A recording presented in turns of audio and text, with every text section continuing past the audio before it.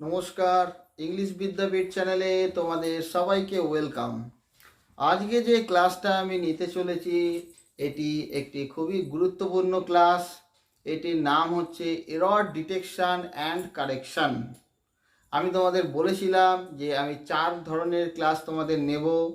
এক হচ্ছে topic wise grammar অর্থাৎ থিওরি, 2 নম্বর হচ্ছে টপিক ওয়াইজ প্র্যাকটিস অর্থাৎ বিভিন্ন grammatical practice, transformation of sentences বলতে পারো। 3 নাম্বার হচ্ছে এই এরর ডিটেকশন অ্যান্ড কারেকশান, যেটা মূলত চাকরি প্রার্থীদের জন্য অর্থাৎ প্রতিযোগিতামূলক পরীক্ষা কম্পিটিটিভ এক্সাম যারা দেয় তাদের জন্য। তার মানে এই নয় যে শুধু তারাই দেখতে পারে, সব স্টুডেন্টসরাই বলতে পারো, বিশেষ করে 11-12 স্টুডেন্টসরা বা মাধ্যমিকের স্টুডেন্টসরা ওয়েলকাম। ঠিক আছে, সে যেই হোক, যে ইংরাজি গ্রামারের ডেপথ বাড়াতে চায়, একদম গ্রামারের নিপুণতা, খুঁটিনাটি, সূক্ষ্ম ভুল এইগুলো বুঝতে চায়, ধরতে চায়, অর্থাৎ শিখতে চায়, তাদের সকলকে এই ক্লাসে ওয়েলকাম। ঠিক আছে, এই এরর ডিটেকশন অ্যান্ড কারেকশনের জন্য, শুধুমাত্র চাকরি প্রার্থীদের জন্য নয়।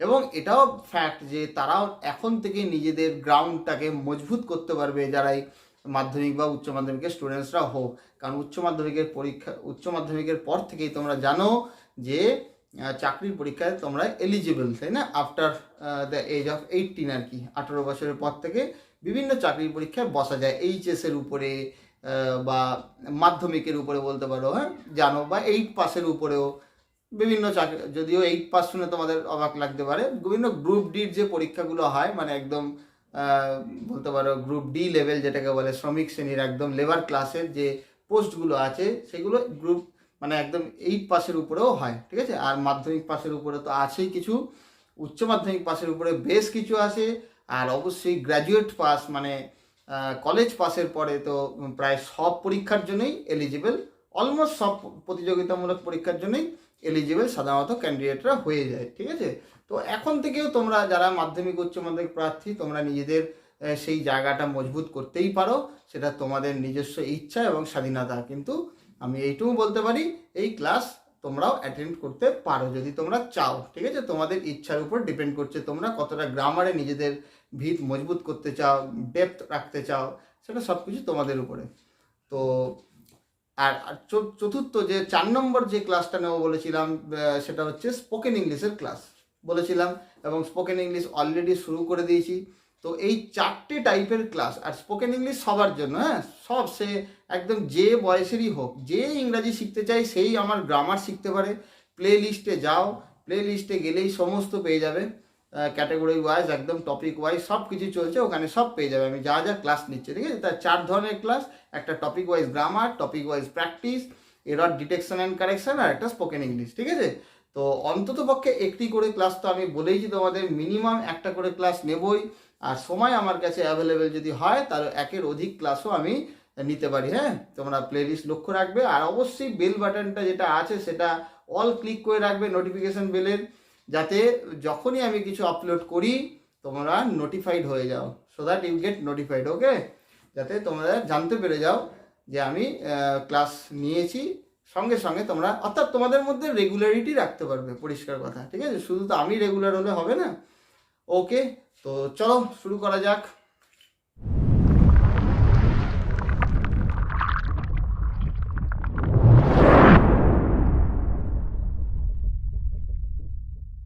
তো দেখো, আজকে যেটা আমরা আলোচনা করতে চলেছি, এরর ডিটেকশন অ্যান্ড কারেকশন। তো আমি তো তোমাদের বলেই থাকি যে ডেফিনেশনই সব কিছু।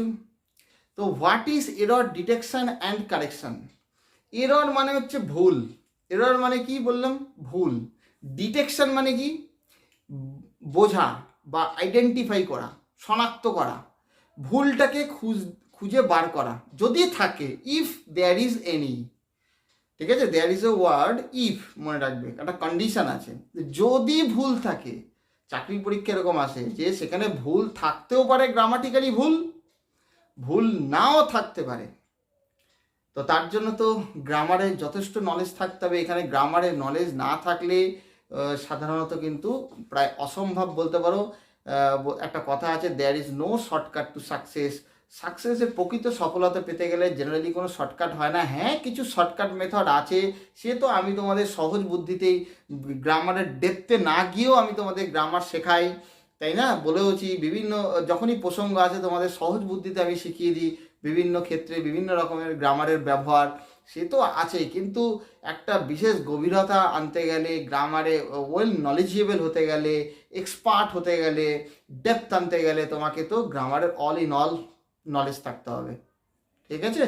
আর সেটা থাকলে তো এরর ডিটেকশন অ্যান্ড কারেকশন কোনো অসুবিধাই না, যদি ভুল থাকে তুমি ধরে নিতে পারবে। আর যাদের সেই ডেপথ নেই, যারা খালি ওই শর্টকাটের পিছনেই খালি দৌড়ায়, তাদের মনে হবে কি বলতো, বা বাজারেও অনেক কিছু বই আছে এই এরর কারেকশনের উপর চাকরির পরীক্ষার, সেই ভাবে মনে হয় স্টুডেন্টসরা যে সেইগুলো পড়েই বোধহয় হয়ে যাবে। তো ওইগুলো পড়েই যদি হতো তাহলে তো সবাই ইংরাজিতে একদম পাস হয়ে যেত, খুব ভালোভাবে পাস হয়ে যেত চাকরির পরীক্ষা দিতে। কিন্তু ইংরেজি এই এরর কারেকশানে প্রচুর স্টুডেন্টস, বেশিরভাগ স্টুডেন্টসই অত্যন্ত স্ট্রাগল করে, ঠিক আছে? তার কারণ তারা ওই শর্টকাটের পিছনে দৌড়ায়, তাদের সেই ডেপথ নেই। তো ডেপথ থাকা ভালো। আমি তো সবই গ্রামারের ক্লাস নিচ্ছি, প্লে লিস্টে সবই পেয়ে যাবে, তোমরা চাইলে শিখতেই পারো। তাও এবারে সবাই কি ওয়েল নলেজেবল হবে এমনটি, আর মানে একদম গ্রামারের ডেপথ না থাকলে কি আর চাকরি পাওয়া যায় না, এমনটিও নয়। তো যাতে কাজ চালানো যায়, তোমরা যদি আমি বলতে চাইছি যদি প্র্যাকটিস করো, কনস্ট্যান্ট প্র্যাকটিস করো, এবং আমি যেরকমভাবে করিয়ে দেবো খুব সহজ বুদ্ধিতে, শর্টকাট তো আছেই, শর্টকাট পদ্ধতি, তার সাথে সাথে খুব সহজ বুদ্ধিতে আমার মেথড যদি তোমরা ফলো করো, তাহলেও কিন্তু এরর কারেকশানে অনেকাংশে টু এ গ্রেট এক্সটেন্ট বলতে পারো তোমরা একটা কমেন্ট পেয়ে যাবে, বুঝতে পারবে যে কিভাবে এরর কারেকশানটা চলে, মানে ধরতে পারবে, ঠিক আছে? তো এরর কারেকশান করতে গেলে যেগুলো জানা দরকার সেগুলো তো তোমাদের অবশ্যই আগে বলবো। তো এরর ডিটেকশন বোঝা গেল, সেই বাক্যটা পড়ে তোমাকে ভুলটা ধরতে হবে। আর যারা বোঝে না সেরকম ইংরেজি, তাদের পড়ে মনে হবে বাক্যটা তো গ্রামাটিক্যালি ঠিক, কোনো ভুলই নেই বাক্যটাতে, সেখানে সূক্ষ্ম মিস্টেক থাকে, বুঝলে, সাটল মিস্টেক থাকে, সেইটাকে ধরতে হবে। বা মিস্টেক নাও থাকতে পারে, গ্রামাটিক্যাল মিস্টেক নাও থাকতে পারে, তখন কী করবে, তখন আন্দাজে করলে, অনুমান করে যদি করো, তখন চাকরির পরীক্ষায় তো মাইনাস হয়ে যাবে, নেগেটিভ মার্কিং আছে, প্রত্যেকটা ভুলের জন্য নেগেটিভ মার্কিং থাকে, সুতরাং সেই কাজ তো চলবে না এখানে, তাই না? তো শিখতে হবে, ওকে? পুরো গ্রামারের যত চ্যাপ্টার আছে তার মধ্যে এই তিনটে মূলত জানতেই হবে, খুব ইম্পর্টেন্ট এই এরর ডিটেকশন অ্যান্ড কারেকশানের জন্য। কি কি? এক নম্বর হচ্ছে সাবজেক্ট ভার্ব এগ্রিমেন্ট, এটা না জানলে তো অসম্ভব। সাবজেক্ট ভার্ব এগ্রিমেন্ট যে জানবে না তার পক্ষে অসম্ভব। সাবজেক্ট ভার্ব এগ্রিমেন্ট জিনিসটা কি বোঝাই?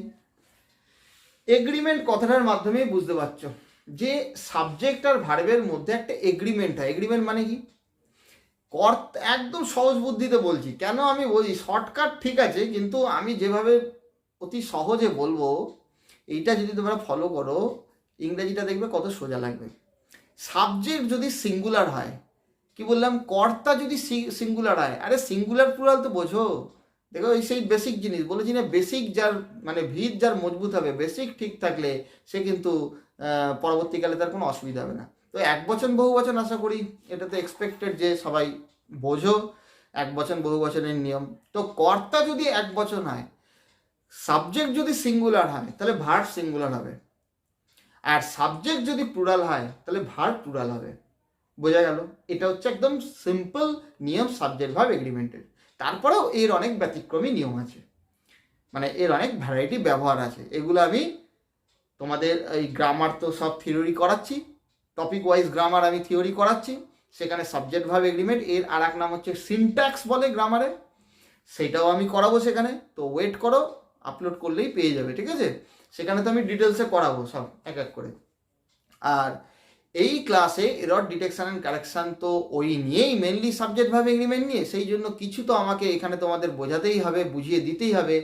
তো সেইটাই আমি এখানে করছি, তোমাদের যতটা বুঝিয়ে দেওয়ার দরকার এই রানিং ক্লাসে, একদম ডাইরেক্ট এরর কারেকশানের ক্লাসে যতটা দরকার ততটা আমি করাতে করাতে তোমাদের বুঝিয়ে দেবো প্রসঙ্গ এলেই।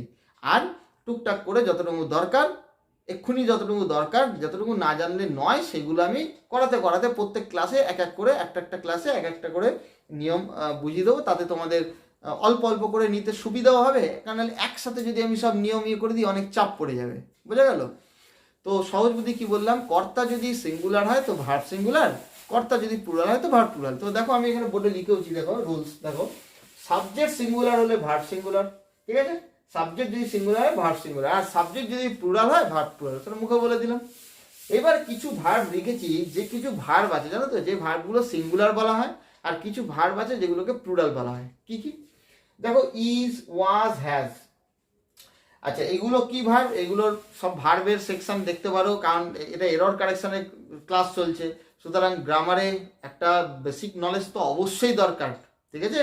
এগুলো বুঝতে গেলে বেসিক নলেজ কিন্তু দরকার। আমার প্লে লিস্টে যাবে, ওখানে বি ভার্ব হোক, ডু ভার্ব হোক, হ্যাভ ভার্ব হোক, অর্থাৎ ভার্বের আমি সব কিছুই ক্লিয়ার করেছি, টেন্স সব ক্লাসগুলো অবশ্যই দেখবে।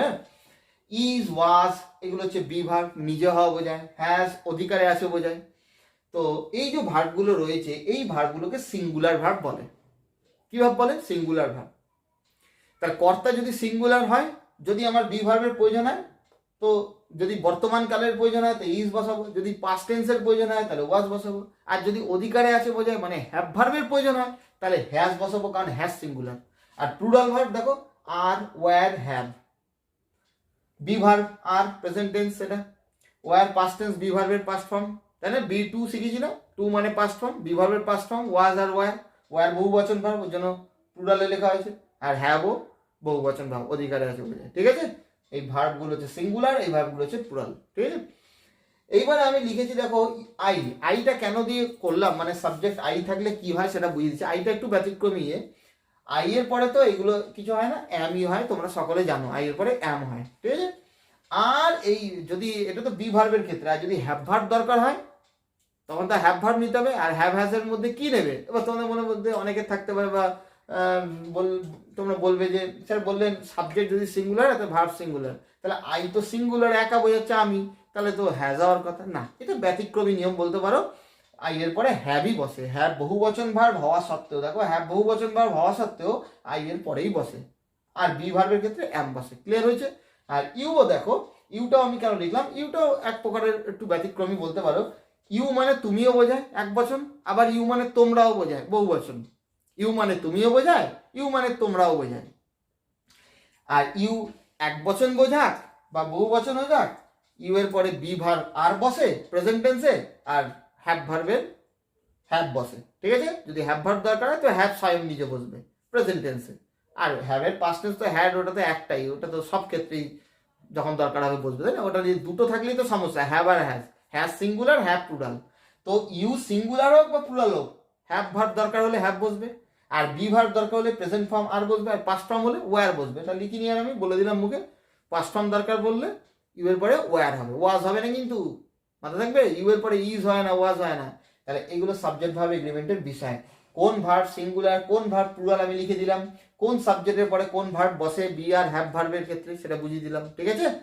আর ডু ভার্বের তো ওটা কিছু বলার নেই। ডু ভার্ব তোমাদের একটা কথা মনে রাখতে হবে, যে সিম্পল প্রেজেন্ট টেন্সে শিখেছি না, যে সাবজেক্ট যদি থার্ড পারসন সিঙ্গুলার নাম্বার হয়, থার্ড পারসন আমি আমরা হলে ফার্স্ট পারসন হয়, তুমি তোমরা সেকেন্ড পারসন, তুমি তোমরা বোঝো ইউ, ইউর, ইয়োর্স, তাই না। আর বাকি সব থার্ড পারসন, সে, তারা, রাম, শ্যাম, যদুর মধ্যে যত নাম আছে আর কি সব থার্ড পারসন। তিনটে পার্সন আছে, ফার্স্ট, সেকেন্ড, থার্ড। তো যদি সাবজেক্টটা থার্ড পার্সন হয় এবং সিঙ্গুলার নাম্বার হয়, তাহলে ডু ভার্ব থাকলে, ডু ভার্ব হচ্ছে অ্যাকশন ভার্ব, কিছু করা বোঝায়।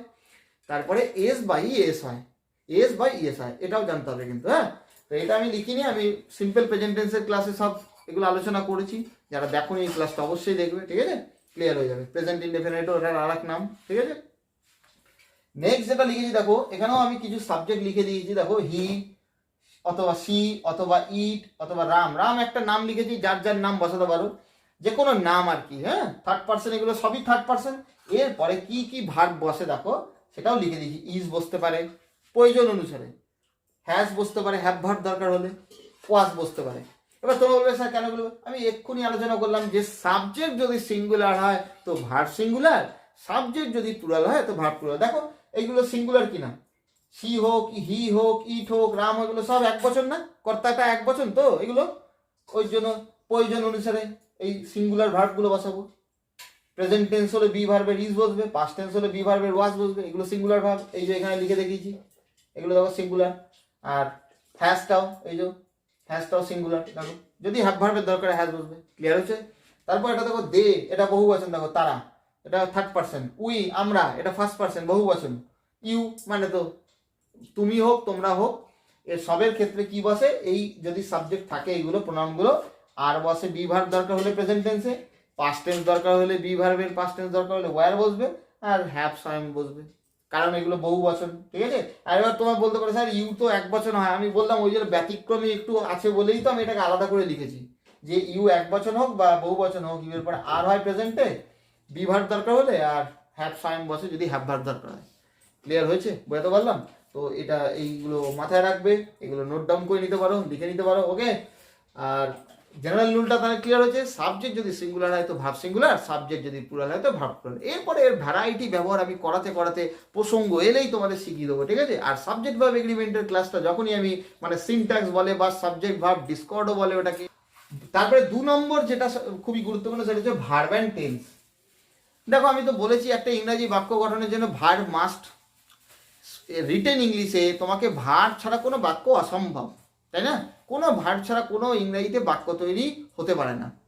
তো আর ক্রিয়াই কাল নির্ধারণ করে, এই জন্যই তো এই ক্রিয়াকে আমি ভার্বকে সবথেকে গুরুত্বপূর্ণ বলেছি। তো টেন্স আর কি কাল, ক্রিয়া এবং কাল, ভার্ব অ্যান্ড টেন্স ক্লিয়ার থাকতে হবে, আমি বারবার বলে থাকি। এরও ক্লাস আমি নিয়েছি, তোমরা প্লে লিস্টে গিয়ে দেখে নেবে যারা দেখোনি, নাহলে কিন্তু অস্পষ্টতা থেকে যাবে, এরর কারেকশন পারবে না। কিন্তু অত শর্টকাট কিন্তু ভেবো না, অত সহজ ব্যাপারটা নয়। ওতে হয়তো সামান্য সফলতা পাওয়া যেতে পারে, একটা দুটো পারতে পারো, কিন্তু একটা সুন্দর একটা কি বলবো ওভারঅল নলেজ সেটা হবে না। গ্রামারও একটা নলেজ থাকা দরকার, তাই না?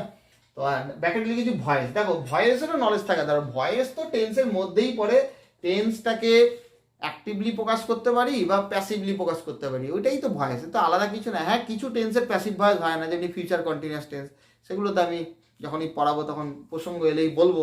ভয়েস চেঞ্জের ক্লাস যখন নিতে থাকছি আমি, যখন ফিউচার কন্টিনিউয়াসের ভয়েস আসবে বা এমন যে টেন্সগুলোর ভয়েস হয় না, তখন আমি বলবো ওগুলো।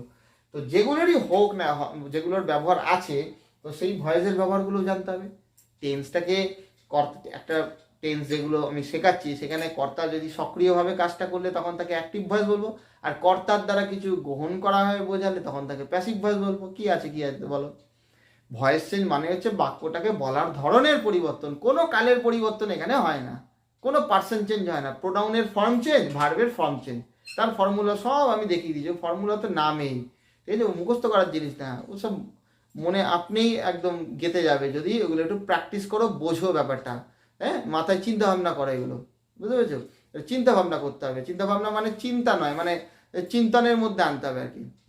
মানে ভার্ব বলেছি যত্রতত্র, কোথায় ভার্ব নেই সেগুলো নিয়ে জাস্ট মানসিকভাবে হলো, লিখিতভাবে না হলো মানসিকভাবে হলো বাক্য বানাও, ঠিক আছে? ভার্ব তো যত্রতত্র, ক্রিয়া আমরা যা কিছু করি সেটাই ক্রিয়া, তাই না? এই যে আমি পড়াচ্ছি টিচ, এটাও ক্রিয়া, কথা বলছি স্পিক, এটাও ক্রিয়া, তোমরা শুনছো এটাও ক্রিয়া, কোথায় ভার্ব নেই বলো, তাই না? তো এই ভার্ব অ্যান্ড টেন্স এটা ক্লিয়ার থাকতে হবে। নেক্সট থার্ড হচ্ছে প্রিপোজিশন, খুব গুরুত্বপূর্ণ। প্রিপোজিশন শিখিয়েছিলাম আমি, খুব সুন্দর করে বুঝিয়ে দিয়েছি। বেসিক ক্লাসগুলো তোমরা অবশ্যই দেখবে, পার্টস অফ স্পিচের ওখানে আমি কিন্তু প্রিপোজিশন বুঝিয়েছি। হ্যাঁ, একেরও অধিক ক্লাস নিচ্ছি প্রিপোজিশনের উপর। প্রি মানে পূর্ব, পজিশন মানে অবস্থান। নাউন বা প্রোনাউনের পূর্বে যার অবস্থান সাধারণত তাকে প্রিপোজিশন বলে, এবং বাক্যে কিভাবে কাজ করে সব বুঝিয়ে দিয়েছি। প্রিপোজিশন খুব গুরুত্বপূর্ণ, ঠিক আছে? এই প্রিপোজিশনের উপরেও কিন্তু প্রচুর এরর কারেকশন দেয় এই পরীক্ষায়, চাকরির পরীক্ষায়, ঠিক আছে? অ্যাপ্রোপ্রিয়েট প্রিপোজিশন তার জন্য পড়তে হবে, বলেছি আমি প্রিপোজিশনের ক্লাসে। অ্যাপ্রোপ্রিয়েট প্রিপোজিশন খুব গুরুত্বপূর্ণ, গ্রামার বইতে ইন্ডেক্সে থাকে, মানে কোনো ওয়ার্ডের পরে কোনো বিশেষ প্রিপোজিশন বসে, সেটাকেই বলে অ্যাপ্রোপ্রিয়েট প্রিপোজিশন, ঠিক আছে? তো এইগুলো তো আছেই। এবার বাকি যে গ্রামাটিক্যাল টপিকসগুলো আছে সেগুলো আমি লিখিনি, মানে এই নয় যে ওগুলো লাগে না, ওগুলো কম গুরুত্বপূর্ণ, রিলেটিভলি তুলনামূলকভাবে এর তুলনায় কম গুরুত্বপূর্ণ, ওই জন্য লিখিনি। কম গুরুত্ব মানে এগুলো আগে করতে হবে, এইগুলোর নলেজ না থাকলে এগুলোর উপরে বেস করেই মেনলি এরর কারেকশন পরীক্ষায় দেওয়া হয়, এই জন্যই আমি এইগুলোকে আগে, মানে সব থেকে গুরুত্বপূর্ণ এগুলো, ঠিক আছে? ওগুলোও আছে এর সাথে, কনজাংশন, ন্যারেশন, সব কিছু যা যা আছে না ইংরাজি গ্রামারে, সমস্ত কিছুর উপরেই বলতে পারো এরর কারেকশনের উপরে প্রশ্ন আসে। মূলত নাম্বার অফ কোশ্চেন যদি জিজ্ঞেস করো মেনলি এইগুলোর উপরে, ঠিক আছে? তার মধ্যে তো একদম টপে যেটা আছে সাবজেক্ট ভার্ব এগ্রিমেন্ট, একদম 1 নম্বরে, ঠিক আছে? একদম ক্লিয়ার থাকতে হবে। তো চলো এবারে আমি দুটো জাস্ট বাক্য তুলেছি, কিরকম জাস্ট তোমাদের দেখানোর জন্য, বোঝানোর জন্য যে কিরকম পরীক্ষায় আসে, চাকরির পরীক্ষায় কিরকম ভাবে আসে সেরকম ভাবে আমি তুলে ধরেছি, এবং কিভাবে সহজে বুঝে করতে পারি দেখো তোমরা। প্রথম প্রশ্ন দেখো, দ্য পাবলিশার সেজ, পাবলিশার মানে প্রকাশক, says that there is many important facts, লিখে নেবে এগুলো, হ্যাঁ, to be resolved before this book gets printed. Stop, full stop হয়ে গেছে এখানে, হ্যাঁ, শেষ বাক্যটা। এবারে তোমরা দেখতে পাচ্ছ মাঝখানে মাঝখানে স্ল্যাশ আছে কোথাও কোথাও, এইরকম ভাবেই পরীক্ষায় দেয়। এই পার্টটাকে এ বলবে, পরের পার্টটাকে বি সি, এরকম ভাবে যাবে, ডি, নো এররটা ই, এরকম ভাবে দেয়। দিয়ে তোমাকে পরীক্ষায় বলবে find the error if there is any, বা detect the error if there is any, মানে ভুলটা গ্রামাটিক্যালি কোথায় বাক্যটায় ভুল আছে সেটা খুঁজে বার করে, যদি থেকে থাকে, যদি, কোনো নিশ্চয়তা নেই, নাও থাকতে পারে। ক্লিয়ার? তো এখানে দেখো কি আছে, মানেটা কি, যে পাবলিশার বলছে যে অনেক বিষয় আছে, there is many important facts to be resolve, মানে যেগুলো রিজলভ মানে যেগুলো ঠিকঠাক করা দরকার আছে, অনেক বিষয় এই বইটা প্রিন্টেড হওয়ার আগে, মানে বইটা প্রিন্টেড করার আগে, বই ছাপার আগে অনেক কিছু বিষয় আছে যেগুলো আর কি ঠিকঠাক করার দরকার, এই হচ্ছে অর্থ। তো গ্রামাটিক্যাল ভুল কোথায় আছে দেখতে পাচ্ছ তোমরা? বলো দেখি কোথায় গ্রামাটিক্যাল ভুল আছে? বলতে তো আমাকেই হবে, কারণ অনলাইন টিচিং, ঠিক আছে? তো বলে তো আমি দেবোই, তোমাদেরও নিজেদেরকে প্রশ্ন করতে হবে, বোঝার চেষ্টা করতে হবে এগুলো, হ্যাঁ। দেখো এইখানে কোনো গ্রামাটিক্যাল ভুল নেই। দ্য পাবলিশার সাবজেক্ট, তারপরে দেখো ডু ভার্ব বেসিসে এস আছে, কারণ এটা সাবজেক্টটা থার্ড পারসন সিঙ্গুলার নাম্বার, তো ডু ভার্ব বেসিসে এস আছে, এটা সিম্পল প্রেজেন্ট টেন্স, কোনো ভুল নেই গ্রামাটিক্যালি, এরকম ধরনের গ্রামাটিক্যাল ভুল এর উপরেই মেনলি দেয়, ওই জন্য এইগুলোকে আমি মূলত আগে লিখেছি, সেইগুলো আগে ফোকাস করবে যে এর উপরে কোথায় সাবজেক্ট ভার্বের ব্যাপার কোথায়।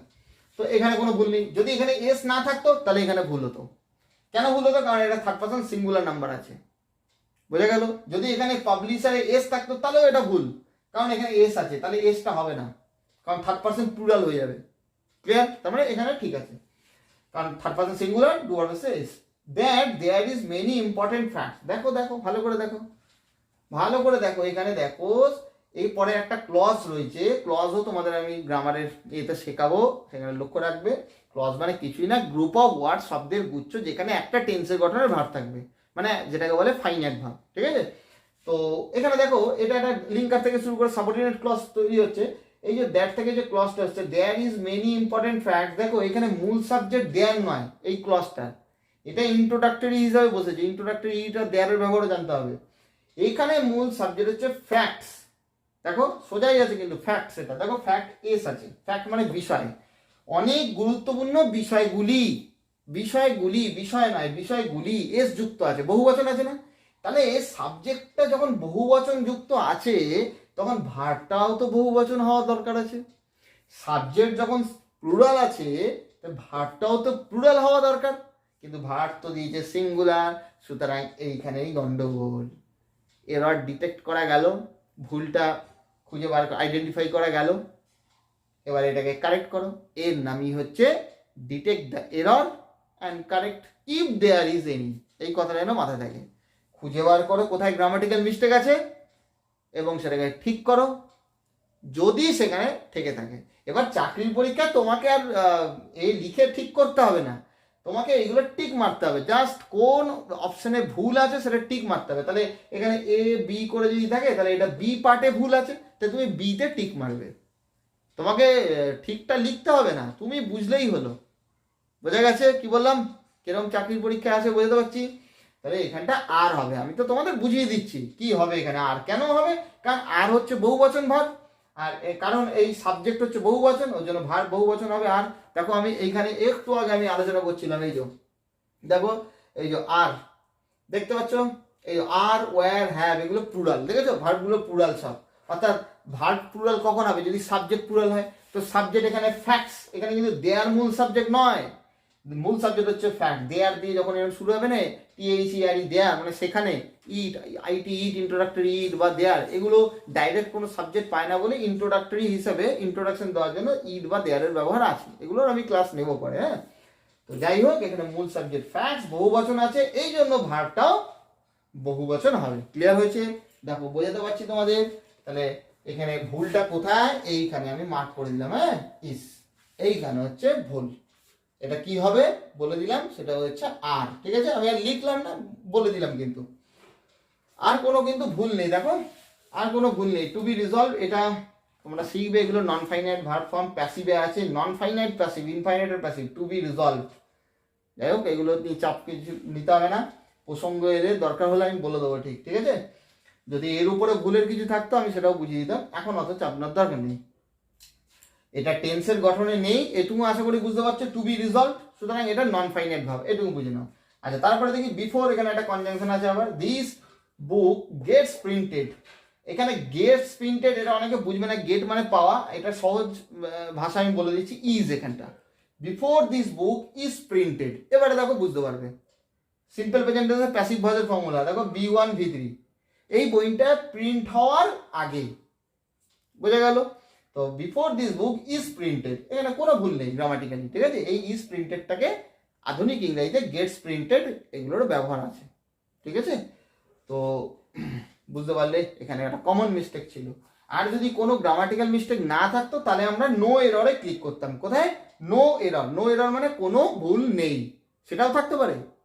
এইটাই তো এরর কারেকশনের বলতে পারো জগৎ, খেলা, ঠিক আছে। তোমাকে খেলতে হবে, তার জন্য তোমাকেও খিলাড়ি হতে হবে গ্রামারে, মানে একদম বলছি না একদম বিশাল ডেপথ থাকতে হবে, কিন্তু একটা ওভারঅল নলেজ থাকতে হবে। আর আমি তো সবই করাচ্ছি বেসিক লেভেল থেকে, কেন তোমরা তার ফায়দা নেবে না? সবাই লাভ ওঠাও তার, ঠিক আছে। কোথাও অসুবিধার কথা না, কোনো অসুবিধা হলে কমেন্ট করবে, অবশ্যই কমেন্ট করে জানাবে। নেক্সট দেখো, লাস্ট আরেকটা আজকে করাবো, অ্যাকর্ডিং টু হিজ ওপিনিয়ন। এটা খুব ইম্পর্টেন্ট। দেখো, অ্যাকর্ডিং টু মানে হচ্ছে কি, কোনো কিছু অনুযায়ী, কারুর অনুসারে, এরকম বলি না, অ্যাকর্ডিং টু মি মানে আমার অনুসারে বা আমার অনুযায়ী, তার অনুসারে, তার অনুযায়ী, মানে এই তার মতে আর কি বলতে চাইছি। According to his opinion, opinion মানে মতে, কমা, দ্য সোশ্যালিস্ট মানে যে সমাজবিদেরা আর গোয়িং টু উইন, মানে তার মত অনুসারে সমাজবিদেরা জিততে চলেছে, আর গোয়িং টু উইন, এটা প্রেজেন্ট কন্টিনিউয়াসে তো আছে, আর গোয়িং টু উইন, কিন্তু এটা ফিউচার টেন্স ইন্ডিকেট করছে। এর ব্যবহারও আমি তোমাদের নেব, ঠিক আছে, স্পেশাল ইউজের ব্যবহারে নেব।